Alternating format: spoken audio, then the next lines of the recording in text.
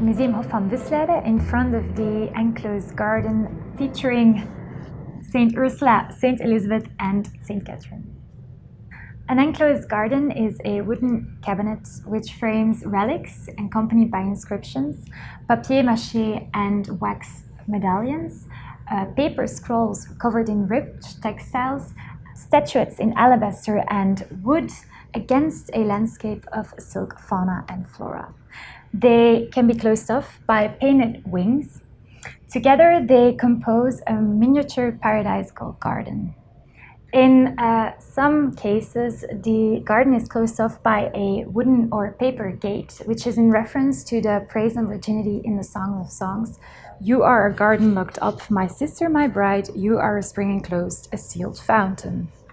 This specific enclosed garden shows 3 statuettes of female saints. We have Saint Elizabeth, Saint Ursula and Saint Catherine. All 3 of these saints had a large following within female religious communities. The 3 statuettes are called Poupées de Malines, which were made on a large scale and sold individually within the city of Mechelen and basically all around the world. We have Saint Elizabeth, who was the patron saint of hospital sisters. We have Saint Ursula and Saint Catherine, who were both praised for their steadfastness in Christian faith and their virginity, which are virtues that are reflected within the topos of the enclosed garden. Between these 3 female statues, there is another group of sculptures. We see Mary Magdalene kneeling in front of the resurrected Christ, which is a reference to the Nolimi Tangere scene in the Bible. In this scene, the resurrected Christ asks Mary Magdalene not to be touched, which is actually what he also demands of the viewer of this enclosed garden, not to touch it, but to gaze around it with your eyes. What makes this object so different from other devotional artworks of its time is the 3-dimensionality of the work and the density of the piece. The human eye cannot grasp the horror-vacui of this cabinet, and by doing so, you are actually overstimulated and encouraged to go past the materiality of this object. These gardens were created around 1520, 1530, which is very special because if you think about it, it's a time when materiality was really questioned, especially by Protestant reformers. Everything that had to do with relics, with unicorns, with this high level of materiality was questioned and even destroyed. The largest and most famous collection of no less than 7 enclosed gardens was kept by the Onze Lieve Vrouw Gasta Sisters of Mechelen, which are hospital sisters within this city.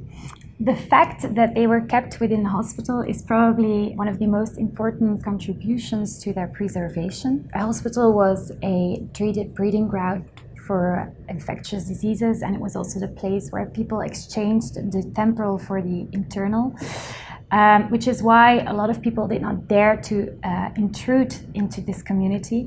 And at the moment of iconoclastic outrages, people did probably not want to enter the hospital. The size of these gardens has led to the assumption that these pieces were produced in Mechelen and were made by the Onze Lieve Vrouw Gasta Sisters. Today, we no longer adhere to this theory. We are fairly sure that they did not have time to make these pieces. We have been able to identify certain patrons for these enclosed gardens. Namely, for this one, we see a male figure and 2 female figures. The male figure is accompanied by the Apostle James the Major, and on the right wing, we see 2 female figures accompanied by Saint Margaret. Professor Andrea Pearson has been able to identify these figures, so we know that this man was Jacob van de Putte, and we know that this woman was Margaretha Vos, and the smaller figure included on this wing is their daughter, Maria van de Putte, who was a nun who professed in the hospital around 1524. This identification supports the thesis that these enclosed gardens were probably made for the hospital sisters and that it was gifted to the hospital once their daughter professed into this community. these enclosed gardens always had an appeal to some, but for a lot of people and for art history in general, they were part of the margins.